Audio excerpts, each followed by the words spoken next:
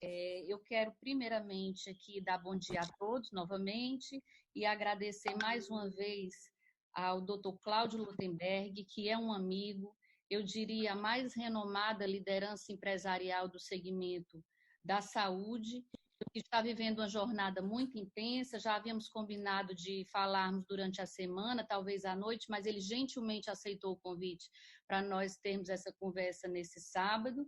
Como todos sabem, o Cláudio Lotenberg é presidente do LID Saúde, presidente do Conselho do Hospital Albert Einstein, e que é o hospital de maior referência no país, e um dos notáveis que participa do comitê do Covid-19 em São Paulo.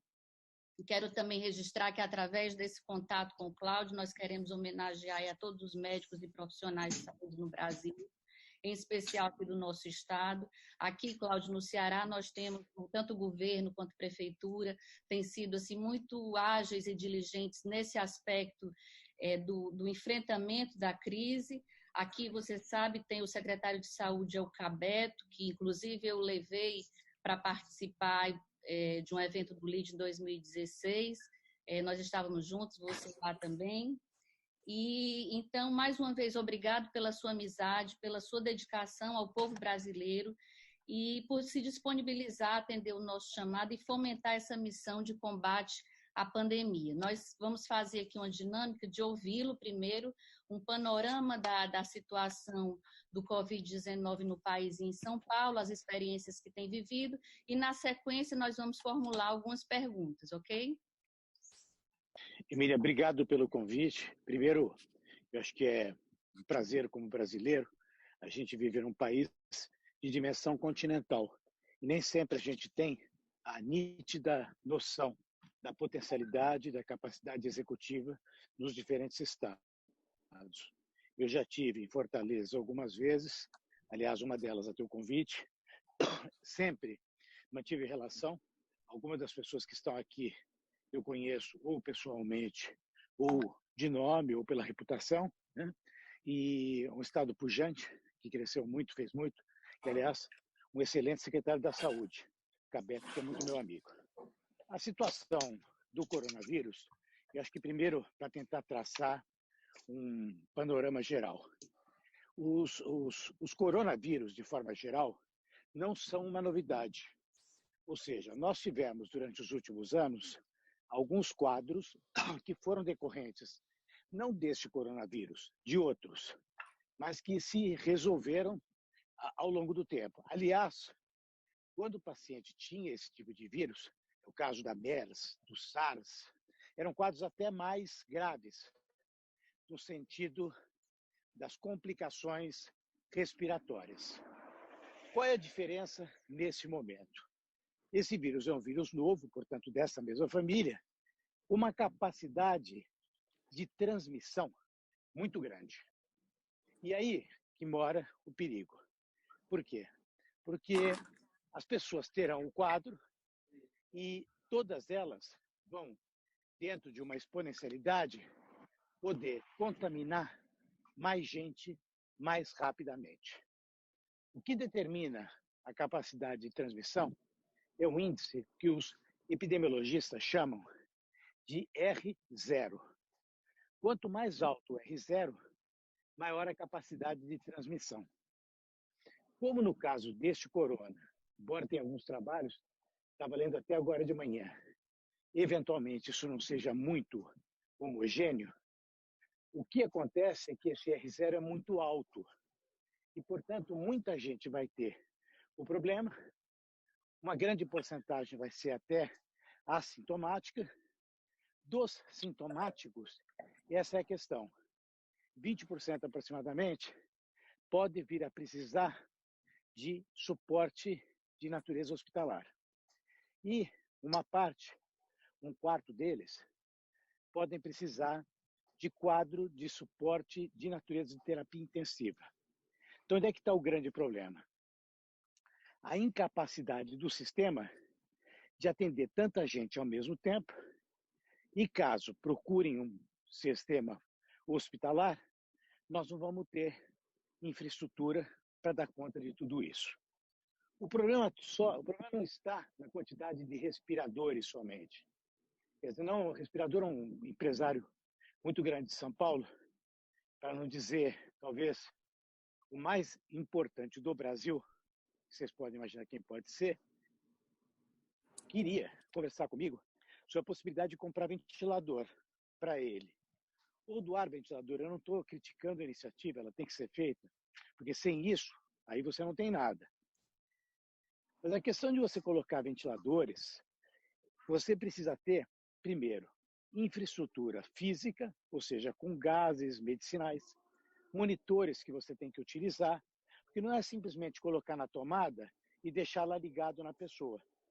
Tem que ter capital humano, pessoas que conheçam, técnicos, tem que ter medicamento, tem que ter todo um aparato para que isso possa funcionar adequadamente.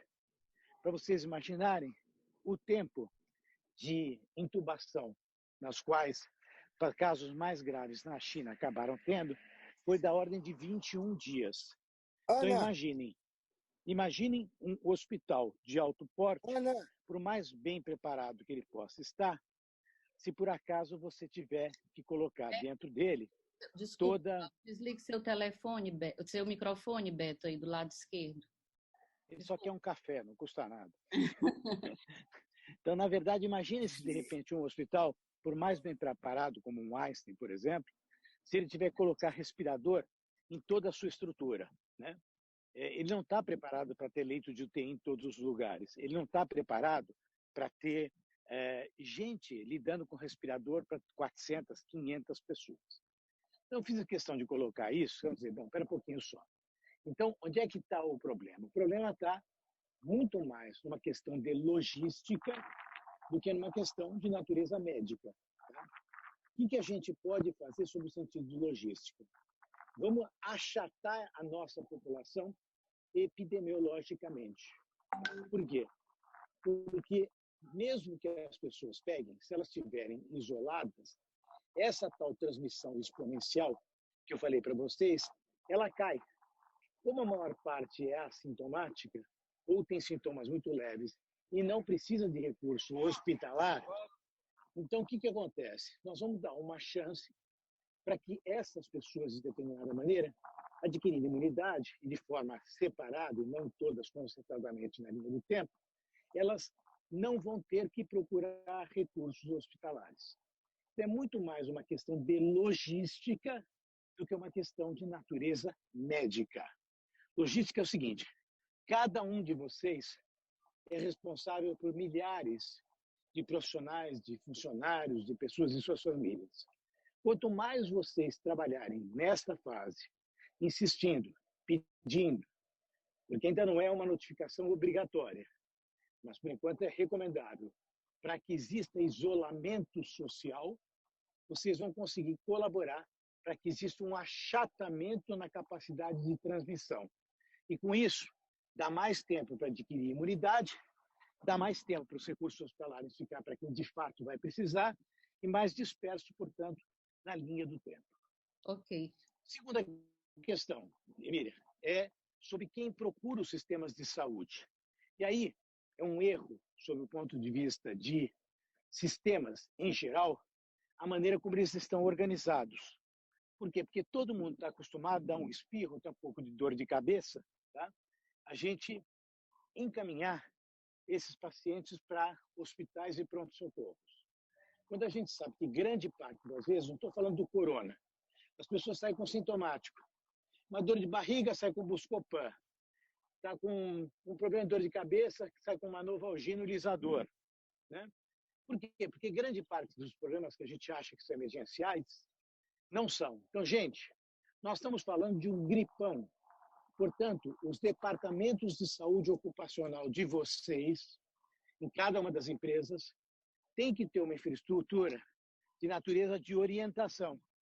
Tá? Rapidamente comunicar qualquer sintoma, qualquer alteração, antes que procurem um hospital ou um médico, procurem um médico da saúde ocupacional para que ele possa, muitas vezes até por telefone, orientar.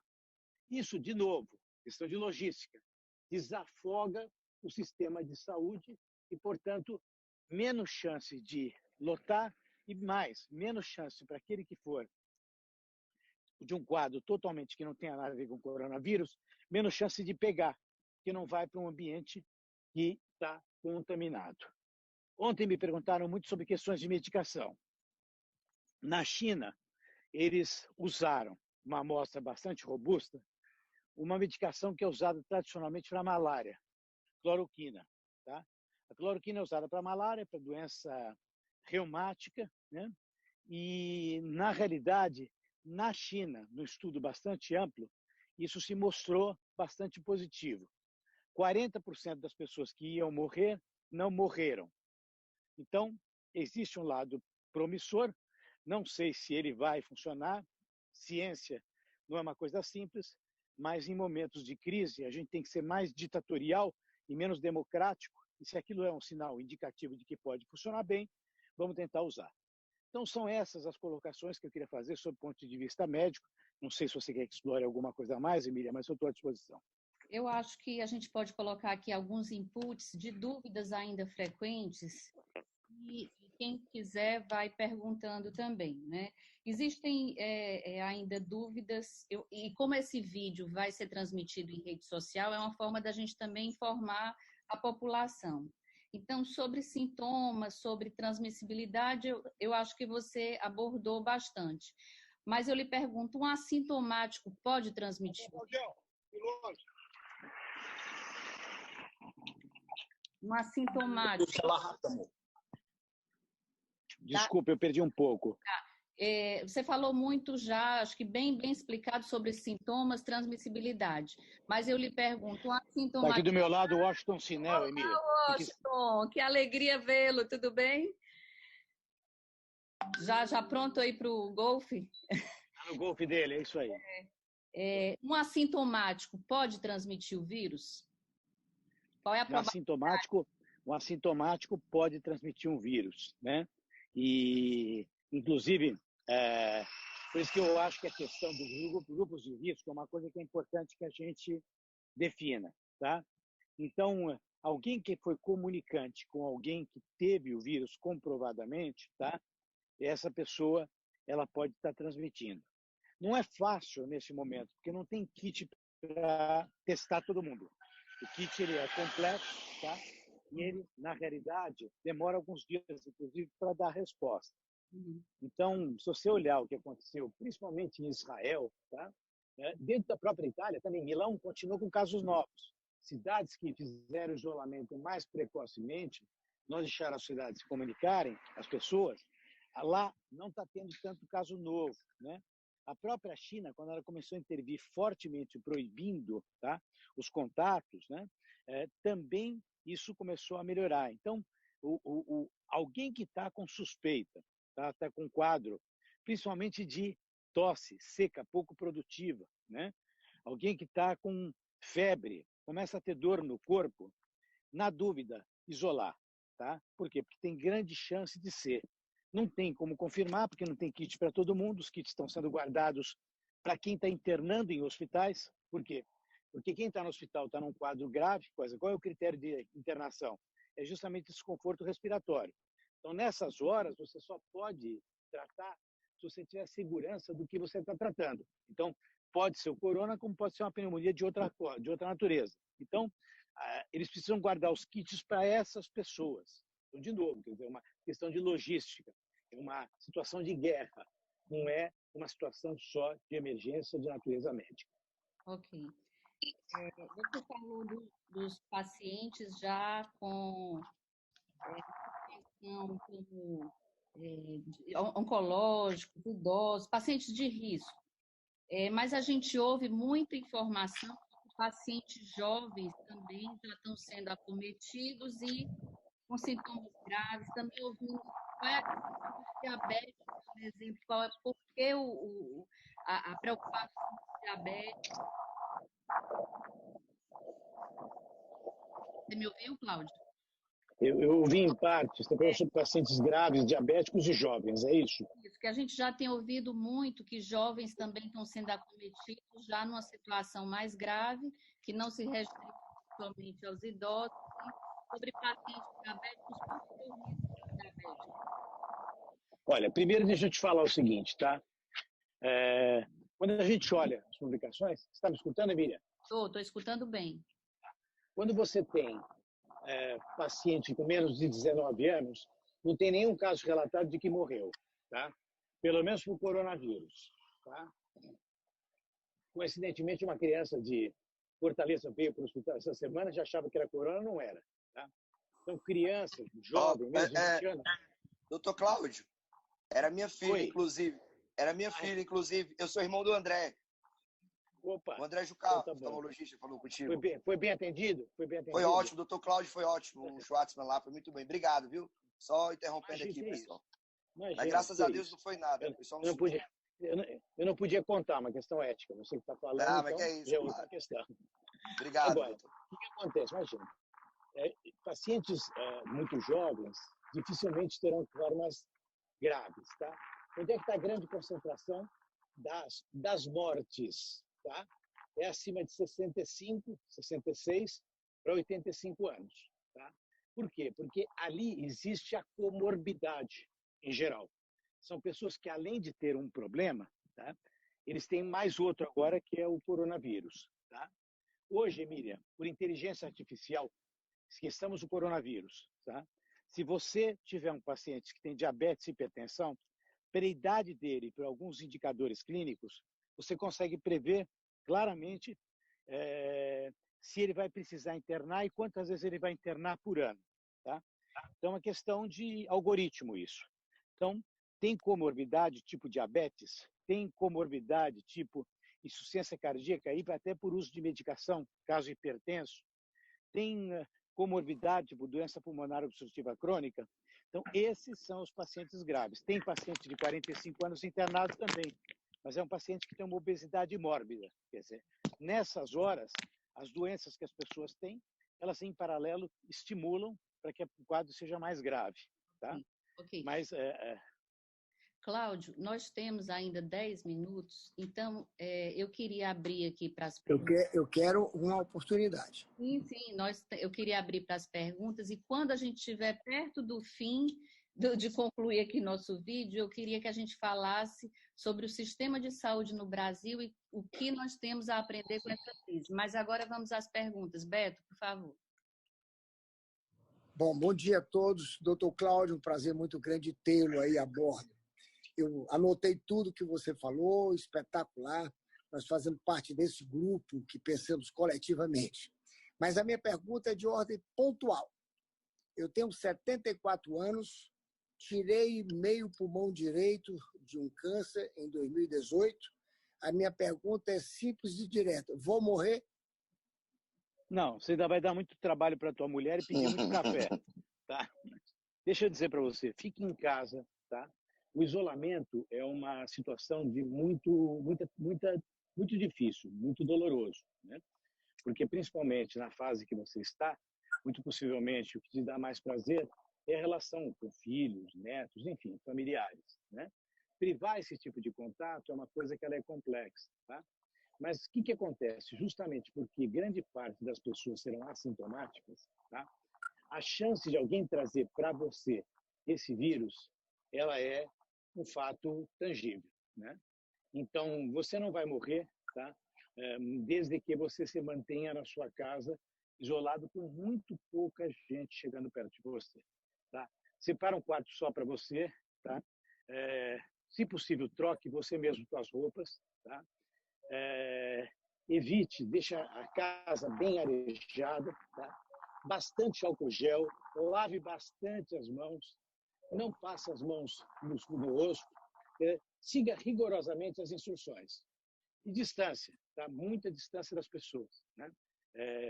Até tem uma estatística, gente, que está saindo, dizendo que o número de roubos foi quase zero aqui em São Paulo. O número de assaltos à mão armada quase zero. Entretanto, as brigas entre casais multiplicaram-se por 1000. Tá? Vamos ficar em casa, quietinho. Tá? Eu tenho uma sogra em condições parecidas com as suas, com problema pulmonar. Nós estamos deixando ela quietinha num quarto. Quase ninguém chega perto dela, a não ser alguém que tem que levar um prato de comida. Mesmo assim, ela come e depois eles retiram. Então, isolamento, tá? É o que eu te recomendo. Ainda desses cuidados todos sem sair. Quem mais? Tem alguém com a televisão aí ligada? Eu quero falar. Pois não. Eu quero falar, Emília. Doutor Cláudio, obrigado também. Aí todos aí presentes, meus colegas de lead, meus amigos, né? Eu tenho algumas perguntas objetivas. Medicamentos que reforçam o sistema imunológico ou aqueles acessórios de vitaminas e tudo isso, eles de alguma forma ajudam, te colocam numa situação de menos perigo no caso de contato com o vírus? Essa é uma pergunta. Aí logo depois vem a outra. Olha, a condição imunológica... Fazer de uma vez as perguntas para a gente poder seguir. Tá. A segunda pergunta é que nós estamos aqui em Fortaleza, como em outros lugares do Brasil, estamos com deficiência de máscaras. E em algum momento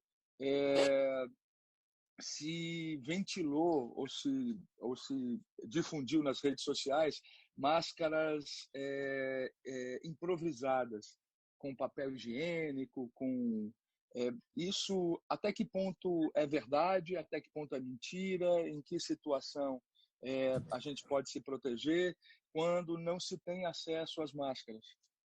Olha, a primeira questão que você fala, é claro que a condição imunológica sempre interfere, né? Quanto melhor você estiver fisicamente, melhor você poderá enfrentar caso você venha a ter a infecção, tá?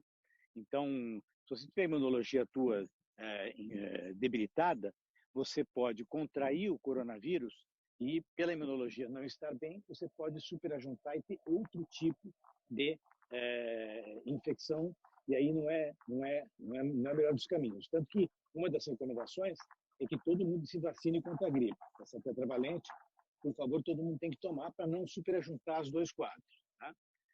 Mas a resposta imunológica, ela é muito específica. Como nós nunca tivemos contato com esse vírus, quer dizer, você não vai ter resposta imunológica contra este vírus. Você terá o reforço da sua imunologia contra outros patógenos que eventualmente possam te acometer. Isso é coisa número 1. A coisa número 2 é a questão das máscaras, né?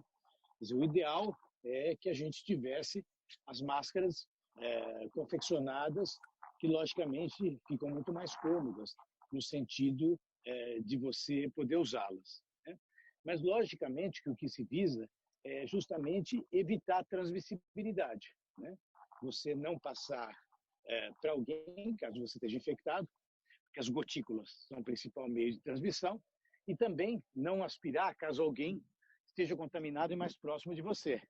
Se você usar alguma coisa que te proteja em relação a isso, não há problema nenhum. Eu diria até que quem não tem cão caça com gato, né? A gente vai ter que se virar da maneira que é possível, né? Eu não vejo nenhum tipo de problema. Uhum. Cláudio. Okay. Deixa eu perguntar. Emília, poderia fazer aqui? Eu tenho duas perguntas rápidas. Pronto. Por favor, doutor Cláudio, brigadíssimo aí pelas suas explanações. É importante nesse momento tão turbulento. Eu tinha 3 perguntas bem objetivas. Primeiro, eu entendo que a gente faz parte desse grupo que está tentando buscar ventiladores ou outros equipamentos básicos aqui para os nossos anjos da saúde, que está faltando EPI, coisas básicas, principalmente para eles que estão na linha de frente. Mas, voltando à questão dos ventiladores, você disse que precisa de toda a estrutura, mas tem hospitais que têm uma certa estrutura e não têm os ventiladores. Você tem alguma sugestão de onde poderíamos comprar ventiladores? Eu sei que é um caos no mundo, ou alguma forma até de ajudar, porque existem os recursos, como você falou, mas aqui a gente tem uma deficiência grande de ventilador. Segundo o Cabeto, a gente precisaria imediatamente de pelo menos 600 ventiladores. Então, sobre a compra de ventiladores, teria alguma luz? É uma, rapidinho. A segunda é sobre vacina. Qual a sua opinião e previsão de vacina? Se tem algum estudo, a gente escuta algumas coisas, mas ninguém sabe o que é realmente consistente. E a terceira é as questões de reincidência dos casos. Já se teve notícias de casos reincidentes da doença. Qual a sua opinião, a sua orientação desses 3 pontos? Obrigado. E o Cláudio, olha, em relação aos... Cláudio, se você concordar, nós vamos estender mais um pouquinho a reunião, pode vamos ser? Lá, vamos um pouquinho, vamos lá. Muito obrigada. Imagina, é um prazer. Deixa eu te falar o seguinte, primeiro, em relação aos ventiladores, né? Parece que está havendo um esforço do Ministério, tá? E ontem eu falei com o Gustavo Eni, que faz a ponte entre o Ministério da Economia e o Mandetta, né? De que algumas companhias brasileiras estariam trabalhando com aqueles que detêm a tecnologia para tentar ajudar no processo de produção desses ventiladores, tá? Então, parece que tem alguma coisa no país para tentar fazer, porque para comprar isso está difícil, está faltando no mundo inteiro, né? Nós mesmos quisemos comprar aqui no Einstein, compramos uma primeira leva, 60 ventiladores, depois compramos mais 70, e esses 70 eles já não quiseram entregar todos, tá? Então, está faltando mesmo, tá? Então, o que eu recomendo, né? Talvez, Emília, você possa fazer um contato com ele, mandando um WhatsApp, alguma coisa, dizendo se você pode, vocês empresários aí, tem um movimento importante gostando de ajudar, financiando, agilizando, questão de logística, né? E expondo a situação específica do Ceará, tá? A segunda questão que você me fez foi a questão da vacina. Isso demora, não antes que 1 ano, tá? Por quê? Porque vacina você tem que testar, você tem que primeiro ter dose adequada, porque se aplica uma vacina para alguém e você não toma os devidos cuidados, você, na realidade, causa doença em quem não tem, tá? Então, a questão da vacina está nesse pé. E a recorrência do quadro pode até acontecer, mas eu acho que não é verdadeiro isso, não é desse montante. Por quê? Porque dependeria da mutação do vírus. Ainda não houve tempo para isso. Então, muito possivelmente, o que deve ter acontecido é que pegou algum outro tipo de vírus. Num cenário onde você tem pouca chance de fazer padrão viral através de PCR, você está tendo dificuldade para fazer aqui, está tendo dificuldade no mundo inteiro, tem pouco kit, né? Então, eu não acredito que seja isso, embora seja possível, mediante, como eu disse a você, por uma mutação do vírus. Ok. Quem for querendo perguntar, por favor, vá se manifestando. Enquanto isso, Cláudio, eu tenho recebido aqui algumas mensagens e eu acho que esse é um momento importante para você esclarecer. Ok. Para você esclarecer sobre aquele áudio que está sendo divulgado como se fosse seu e que é fake news. Você pode falar um pouco disso? Sim, é um absurdo que num momento como esse, no qual nós estamos todos buscando algo que possa minimizar os efeitos de uma catástrofe, né, que alguém se preste a fazer esse tipo de coisa. Primeiro que não é minha voz, né?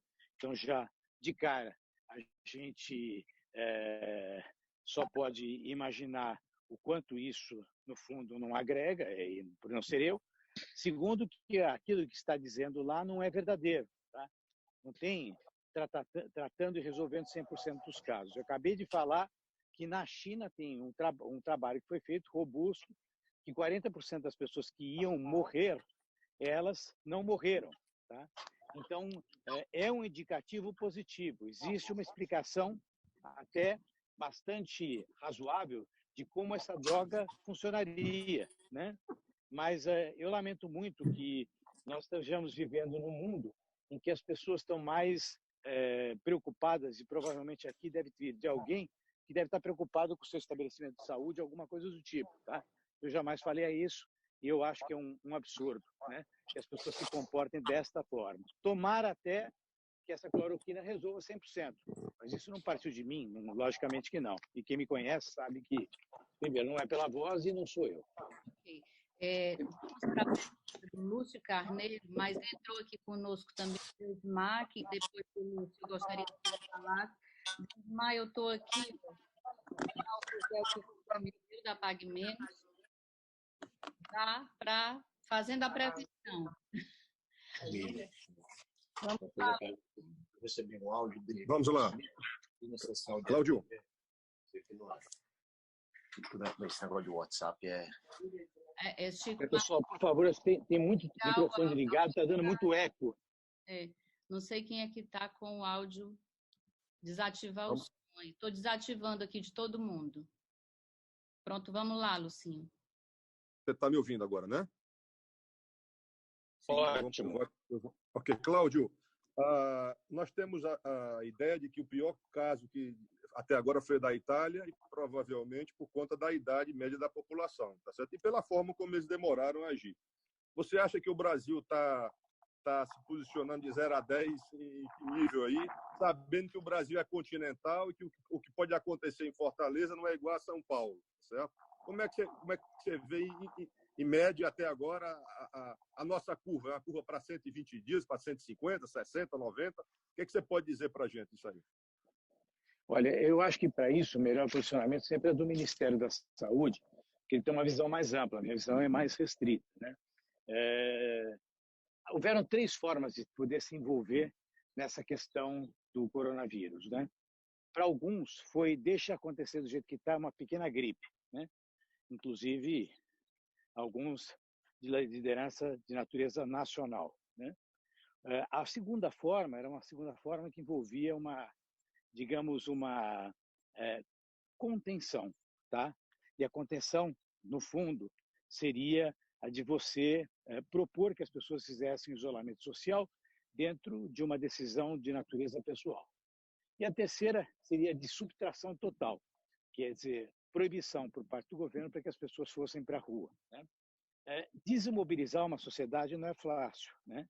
Vocês todos são empresários, são responsáveis pela vida de uma série de pessoas que vivem das suas atividades, né?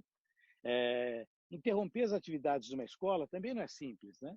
Nós sabemos que muita gente vai, maiormente escolas públicas, para poder, inclusive, se alimentar, porque se ficar em casa, né, elas não têm o que comer, né? Quando você tira alguém da escola, normalmente essa criança fica em contato com os avós, que cuidam das crianças e os pais seguem trabalhando. Então, a organização de um contexto de poder caminhar até a subtração completa não é uma decisão de natureza fácil, né? O que eu vejo é um trabalho do ministro bastante equilibrado, né? Bastante interessado, com conhecimento técnico, um grupo bastante envolvido, tá?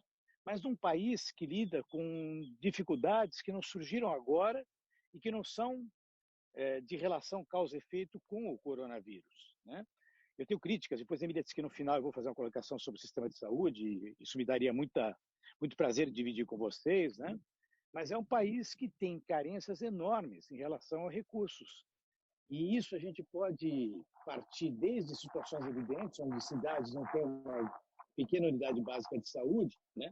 Não digo nem um hospital, porque não seria viável, mas isso teria que ser uma visão um pouco mais regional, mas até a forma como o cenário da telemedicina foi tratado até hoje, aí principalmente pela comunidade médica, né? Nós todos estamos reunidos agora falando, né? E a sensação que nós temos é que estamos uns aos lados dos outros. Eu pergunto para vocês, né, nesse grupo, qual de vocês não fez uma consulta de natureza médica telefônica? Qual de vocês não mandou uma foto de um determinado exame ou uma determinada lesão na pele, ou de repente perguntando amanhecia assim, né? E o Conselho Federal de Medicina vem tardando a regulamentar a questão da telemedicina. Então, aí também é uma postura que eu acho que é equivocada. O que vem a ser um ato médico, né? Quer dizer, o que um médico tem que estar em um atendimento, às vezes para fazer uma mera triagem? Quantos de nós, e eu ainda sou, talvez, um dos mais velhos que estão aqui reunidos, né? Tenho 59 anos, mas não era incomum o meu pai ir com a gente numa farmácia e comentar com o farmacêutico sobre um quadro alérgico, sobre uma dor de cabeça, sobre uma urticária, e o farmacêutico acabar prescrevendo, né? Podia dar um efeito colateral?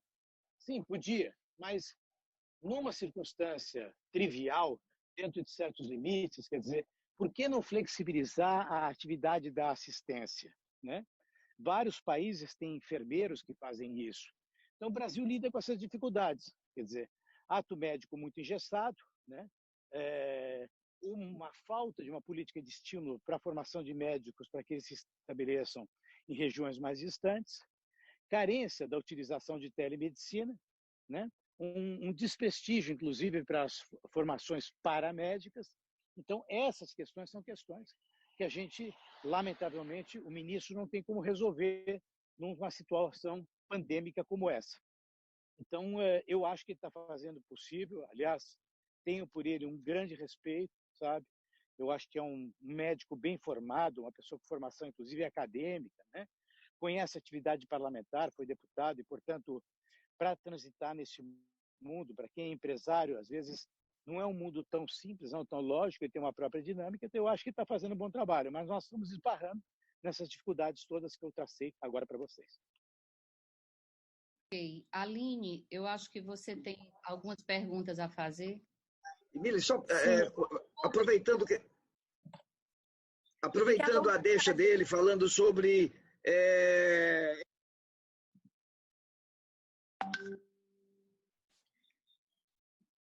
Vocês estão ouvindo? Não. Cortou, eu não escutei ele. Viu? Não estamos lhe ouvindo, Deusmar. Alguma coisa aí no seu áudio. Não, continuamos sem lhe ouvir. Ele saiu, eu acho. Ele ainda está? Não, ele está. Eu vou passar então para a Aline enquanto você confere aí o que. Deixa eu ver aqui, peraí. Está ativado. Mandou uma mensagem para ele digitar. Deusmar, você pode digitar aqui no chat, aqui no bate-papo embaixo, se for o caso, e aí enquanto isso, ou então enquanto você verifica o que houve, a Aline vai perguntando. Aline? Aline está aí? Espera aí, só um instante, Aline. Pronto. Pronto, eu ativei meu áudio. Ok. Bom dia, doutor Cláudio. Muito obrigada por estar apoiando assim, a gente, nos orientando. Eu tenho duas perguntas, uma em relação à empresa. Houve um decreto aqui no estado do Ceará e algumas indústrias foram liberadas para funcionar. E a nossa indústria faz parte desse aglomerado que está liberado. A gente está reduzindo todas as atividades, mas ainda assim... Hoje é 18. Posso falar? Eu estou te ouvindo, vamos em frente. Ok, e ainda assim a gente está tendo que ter alguns cuidados com todo o time que vai ficar mesmo em capacidade reduzida. A pergunta faz sentido a gente não paralisar completamente, já que o decreto liberou a nossa operação, porque a gente tem uma responsabilidade muito grande com as pessoas, sabe que a noção de higiene, de cuidados pessoais não é o mesmo para todo mundo, embora a gente esteja esclarecendo o tempo inteiro qual é a maior orientação, aquela assim que é a prioritária que o senhor dá para a gente. Olha, eu acho que você tem que criar, se você deseja manter, né, as condições mínimas para garantir, mesmo no ambiente de trabalho, riscos menores, tá? Então, álcool gel o tempo todo, utilização de máscaras, orientações quanto ao uso de banheiros, né? Tem cloro para poder colocar na água dos vasos sanitários, né? Realmente ficar com quem tem que ficar, se puder fazer remotamente, faz remotamente, né? Estimular um transporte que não seja transporte coletivo, né? Para alguns tipos de atividade, realmente evitar reuniões com aglomerado de gente. Quer dizer, isso vai depender, como eu disse, muito mais de algo de natureza pessoal e de responsabilidade de vocês do que propriamente algo que vai ser colocado de maneira de um decreto, né? Por enquanto, esse isolamento não é obrigatório, né? Enquanto isso não acontece, deve prevalecer o bom senso. Nós temos uma condição muito diferente, porque nós somos um hospital. O hospital nem vai ser decretado que não vai funcionar, ele vai funcionar, né? Mas outras áreas, efetivamente, elas vão ter que deixar de ter um pouco de atividade, vão perder com isso, tá? Mas eu acho que se tiver que ficar, você tem que tomar esses cuidados todos que eu falei há pouco. Ok, muito obrigada. Em relação aos sintomas, mesmo os leves, em quanto tempo eles se dissipam? Por quanto tempo eles permanecem na gente? A pessoa pode estar assintomática e estar contaminando, tá? Então não é uma coisa que é simples, é uma coisa que você tem que saber que a potencialidade é muito grande. Mas esses 14 dias que falam do período da virose... Na verdade, essa quarentena. A quarentena se acreditava... Eu entrei, né, mas eu não estou conseguindo falar. Eu tentei falar e não... Deusmar, deu certo agora. Perfeito. Nós estamos lhe ouvindo, viu? Deu certo. Pronto, agora deu certo. Eu vou pedir... Tá bom, mas não está dando. Eu vou pedir, Cláudia, eu vou pedir então para a gente voltar aqui. Não, mas nós estamos lhe ouvindo. Você está ouvindo? Deusmar? Eu estou ouvindo. Está me escutando? Está me ouvindo? Deusmar? Está me ouvindo? Oi. Estamos. Cláudio, rapidinho, sobre a clorentina, desculpa mais uma, tem previsão de algum aumento de produção, de abastecimento para o Brasil como um todo? Mas deixa só ele concluir a pergunta da Aline. Por favor, Cláudio. Não, já tinha respondido para ela, quer dizer, a questão... Parou no meio, ela fez alguma segunda pergunta? Não, só em relação aos sintomas leves. Não, como exato, eu falei para você, mesmo assintomático é transmissor, sintoma leve também. Não, fui eu que falei dos 14 dias, desse questionamento se é 14 dias, se é menos. Não, na verdade, o que se acreditava era 14 dias para quem tinha o quadro estabelecido, né? Hoje já se sabe que seria da ordem de 8 dias. Por isso, por uma questão de segurança, está se recomendando que sejam 10 dias. Ótimo, muito obrigada, doutor Cláudio. Obrigado. Deusmar, e depois fazemos um fecho. Antes que eu seja divorciado. Eu acho que o Deusmar está ouvindo.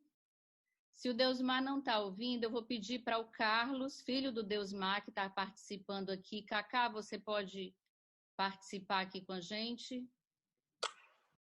Opa. Como sim. Acho que, doutor Cláudio, prazer. Obrigado pela sua disponibilidade e atenção com a gente aqui em nos fornecer informações tão importantíssimas. Só para relembrar o senhor, nós somos uma rede de farmácia, Pague Menos. Meu pai está aqui, mas está com dificuldade de querer, de conseguir se conectar, mas enfim, acho que talvez uma das perguntas que ele queira fazer para o senhor, acho que todo mundo já fez perguntas que vai ser bastante úteis a todos, né? Mas especificamente, como o doutor Beto falou, eu vou ser bem direto com a nossa. O senhor sabe que tem essa polêmica aí da azitromicina com o Reuquinol, né, que está rolando bastante. A gente tinha uma quantidade boa no CD, já vendeu bastante em todos os CDs da gente e tal. Queria que o senhor falasse um pouquinho mais sobre esse caso, né? A gente sabe que o Ministério da Saúde já se manifestou, a Organização Mundial. Queria que o senhor detalhasse um pouquinho mais para a gente sobre isso, qual é a efetividade, né? Quais são os procedimentos, tem que aguardar, Deixa eu dizer para você, eu já tinha respondido isso antes, vou voltar agora, tá? Existe um estudo na China bastante robusto que diz que para casos graves a utilização da cloroquina, da hidroxicloroquina, tá? Eventualmente até associado com a azitromicina, poderia ter um efeito na alteração do pH da célula e eventualmente evitar a replicação. Mas isso não é para ser vendido na farmácia para todo mundo tomar, porque não tem função isso. Pelo contrário, vai gerar uma crise de desabastecimento e uma inflação de custo e uma oportunidade só de natureza econômica. Quer dizer, sob a questão epidemiológica, é material neste momento, inclusive a Anvisa proibiu a venda e compra direta, vai precisar de receita para isso, a partir de agora, tá? Mas é uma medicação que dá sinais de ser algo promissor e que pode ajudar, né? Os laboratórios estão preocupados, estão querendo aumentar suas linhas de produção, e tomara que a gente, de fato, esteja aí com algo que possa nos ajudar. Tá bom. Obrigado. Imagina, prazer. Emiliano. Eu precisaria dar um fecho, então. Pode ser? Emília, precisa ligar seu microfone. Perdão. Chico, eu acho que a pergunta ficou respondida, ok? E eu queria que a gente fechasse, doutor Cláudio, com esse momento de repensar a saúde, o sistema de saúde no Brasil. O que nós temos que aprender com essa crise? Bom, uma garantia a gente tem. Nós vamos sair de um mundo totalmente diferente daquele que nós estamos vivendo até agora, né? E talvez com uma visão um pouco distinta de como nós nos organizamos em relação às questões da saúde, né? A saúde no Brasil ela é tratada como um direito, aliás, a própria Constituição fala que a saúde é um direito do cidadão e um dever do Estado dentro da perspectiva da montagem do sistema universal. E existe um setor complementar, que é o setor da assim chamada saúde suplementar. Já é mais do que patente que, nesses moldes, tá, a saúde não se mostra sustentável sobre a lógica econômica. Por quê? Porque saúde é muito caro, né? Saúde não é algo que a gente possa tratar sem saber que existe financiamento por detrás disso, né?